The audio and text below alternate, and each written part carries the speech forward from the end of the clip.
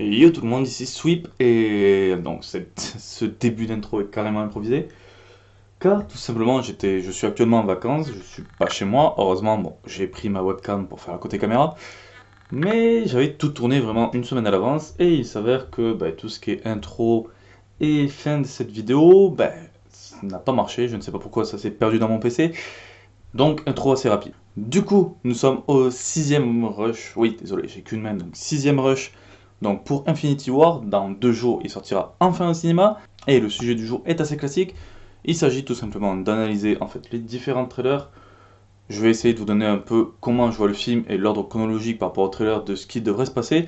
Et surtout mes impressions assez rapides sur le film. Sur ce, allez, on commence parce que cette vue, c'est vraiment pas génial. Allez, on y va.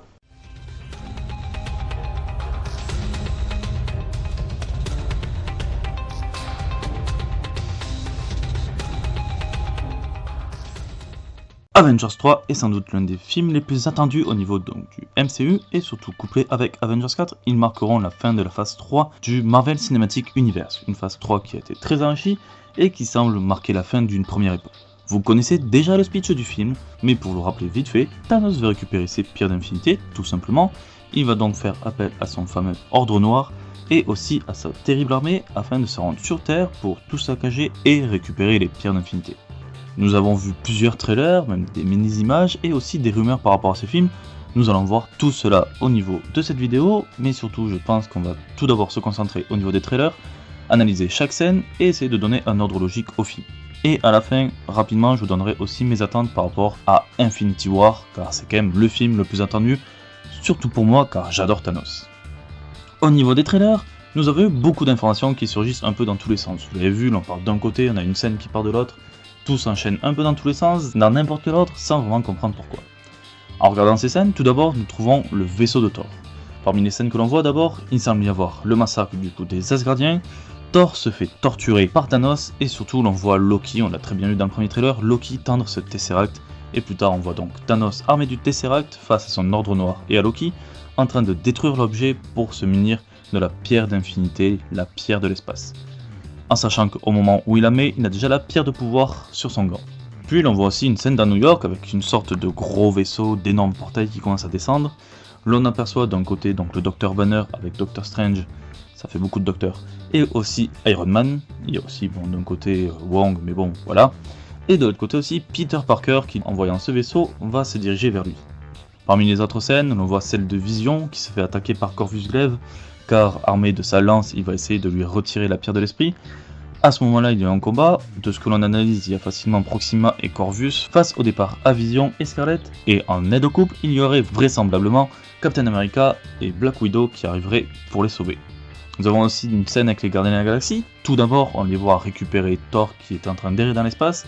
Puis, les groupes semblent se scinder en deux. Nous trouvons tout d'abord Thor qui est accompagné de Groot et de Rocket qui sont dans un petit vaisseau et qui semble en fait visiblement, d'après les rumeurs, partir à la recherche d'un nouveau marteau pour Thor. Et de l'autre côté, on voit Star-Lord, Gamora, Drax et Mantis qui se trouvent un moment sur nulle part. Puis nous voyons plusieurs scènes au Wakanda. Tout d'abord donc avec l'arrivée de Captain, mais aussi de Black Widow, de Banner, War Machine, le Faucon, Vision et Scarlet, qui se retrouvent donc face à T'Challa. Visiblement aussi Bucky n'est pas très loin vu qu'il était déjà au Wakanda pour se joindre au groupe. Et à côté aussi, nous avons une énorme bataille que l'on voit au Wakanda avec toutes les armées wakandaises et la plupart de nos super-héros favoris. Nous découvrons aussi une scène sur une planète rouge, une planète qui est inconnue. Des rumeurs parlent de Titan, d'autres disent que c'est Xandar qui a été détruit. Voilà, il y a plein de choses qu'on pourrait dire, même vu l'atmosphère ou autre, on pourrait dire Morag qui a passé du rouge au violet. On ne sait pas du tout le lieu, mais chose que l'on sait, c'est que du coup, sur cette scène, on peut y voir Strange, Stark, Parker, mais aussi Star-Lord, Drax et Mantis, affrontant bien sûr Thanos. Par contre, visiblement, Gamora a disparu, ou en tout cas, on n'a vu sur aucune image des trailers par rapport à cette planète. Mais là où j'étais vraiment hypé au niveau des trailers, c'est surtout lorsqu'on a vu Thanos tenir la petite main d'une enfant Zeno-Berry, qui sans doute est Gamora. Le fait qu'on ait un flashback du passé de Gamora et surtout de Thanos, ça m'a vraiment plu. Avec tous ces éléments, je vais essayer de vous donner un peu l'ordre logique, comment je vois le film. Bien sûr, j'enlève le flashback parce que le flashback il peut survenir à tout moment. Donc tout d'abord, pour moi, au début, soit on va voir la destruction de Xandar, car on l'a vu au moment de l'attaque du vaisseau de Thor, il a déjà la pierre du pouvoir, et pour moi, Xandar va être détruite. Regardez le Wakanda, comment il envoie toute son armée, pour une pierre, donc pour moi Xandar est détruit, mais je ne sais pas si on le verra réellement ou non. Sinon, on va commencer du coup avec le vaisseau de Thor qui va se faire attaquer par Thanos et par son ordre noir. D'après moi, ce qui va se passer, c'est que tout d'abord, Hulk va directement être envoyé dans l'espace, et c'est pour ça qu'après, plus tard, il arrivera sur Terre, mais j'en parlerai juste après. Mais surtout, il va tuer tous les Asgardiens, sauf Loki, qui lui semble se ranger du côté de Thanos et lui tendra le Tesseract, et bien sûr de l'autre côté, le Titan lui torturera Thor avant de l'envoyer dans l'espace. Après cette scène, il est possible donc que l'on voit Hulk en train de s'écraser sur Terre. Il tombera donc sur le Sanctum Sanctorum, la base du Doctor Strange, et il sera du coup accueilli par Strange et Wong. Plus tard sans doute, Iron Man, donc Tony Stark, se joindra au petit groupe. Et d'ailleurs, c'est à ce moment-là que ce portail descendra sur New York, et c'est dans cette séquence qu'on voit justement Peter Parker le voir de loin et partir avec son costume.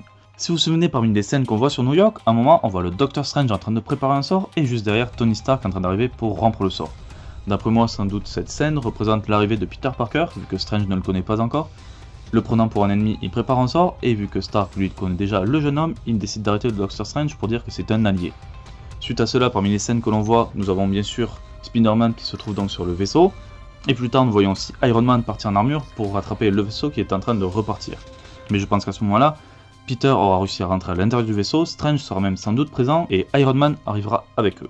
Après cette scène, je pense que c'est à ce moment-là que les Gardiens de la Galaxie, voguant dans l'espace, vont rattraper Thor.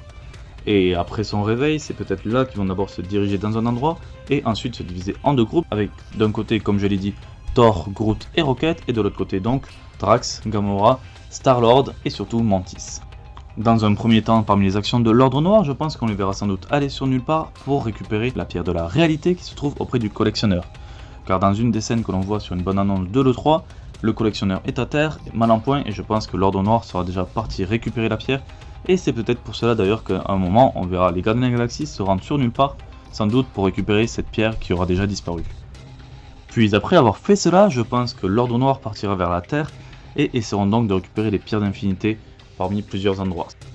C'est justement dans ces séquences que l'on verra sans doute Proxima Midnight et surtout Corvus Glaive attaquer Vision afin de récupérer sa pierre de l'esprit. Après cela, à mes yeux, je pense qu'on tournera sur cette planète rouge assez étrange, car c'est à ce moment-là où le vaisseau dans lequel se trouvent Peter, Strange et Stark va s'écraser sur cette planète, et normalement il semblerait qu'à ce moment-là aussi les Gardiens de la Galaxie, donc Star-Lord, Mantis, Drax et Gamora arrivent sur la planète. Et là, Thanos arrive pour les affronter, et l'issue du combat, je sais pas du tout ce que ça va être, mais ça devrait être grandiose. Pendant ce temps, l'Ordre Noir va continuer sa quête des pierres d'infinité sur la Terre, et c'est à ce moment-là qu'ils commenceront à lancer l'assaut avec toute leur armée face au Wakanda. Puis après la première bataille de Thanos, je pense qu'il arrivera sur Terre, car sur l'une des séquences, on va directement se téléporter au Wakanda. Donc je pense que la guerre avait commencé avant son arrivée, mais qu'après qu'il soit sur place, tout dégénère et ça va être une grosse bataille. Après cela, on n'a pas plus d'informations, d'ailleurs si on regarde un peu toutes les scènes qu'on a vues, on a facilement 1 heure, 1 heure et demie de film dévoilé alors que le film fait 2 heures et demie. Du coup, entre le flashback et d'autres informations, il y a beaucoup de mystères qui restent sur ce film. Pour ce qui est des rumeurs, la seule rumeur que j'ai vraiment retenue, c'était normalement la possible apparition du Silver Surfer. Pour moi, c'est pas possible. On nous dit par exemple que dans Infinity Gauntlet, en fait, le Silver Surfer a agi pour arrêter Thanos et que c'est pour ça qu'il devra apparaître. Je dis non, parce qu'une des personnes qui a le plus agi aussi, c'est Adam Warlock, et on sait qu'il apparaîtra pas.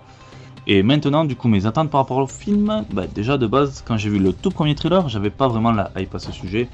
Je vais pas dire que j'avais pas envie de le voir, car vu que ça concerne du cosmique, j'avais vraiment envie de le voir, mais je n'avais pas cette grosse hype. Par contre, quand j'ai vu la deuxième bande-annonce, entre la fin des Wenzo Berries et surtout le Thanos en armure, j'ai vraiment eu une grosse hype. Par contre, bien sûr, j'ai réussi à faire la part des choses entre le comics et le film, car pour moi, dès le départ, je vous l'ai dit, je pensais que la mort allait apparaître, vu qu'il parlait d'équilibre de l'univers, mais pas du tout. Du coup, on a connu ses véritables raisons pour faire cela, donc la mort ne devrait même pas apparaître. D'ailleurs même, on ne devrait même pas voir des entités ou des entités abstraites à l'intérieur du film. En tout cas, c'est comme ça que je le vois, alors que normalement, vu le récit, ça devrait apparaître. Mais je pense qu'ils garderont toujours cela caché au niveau du MCU.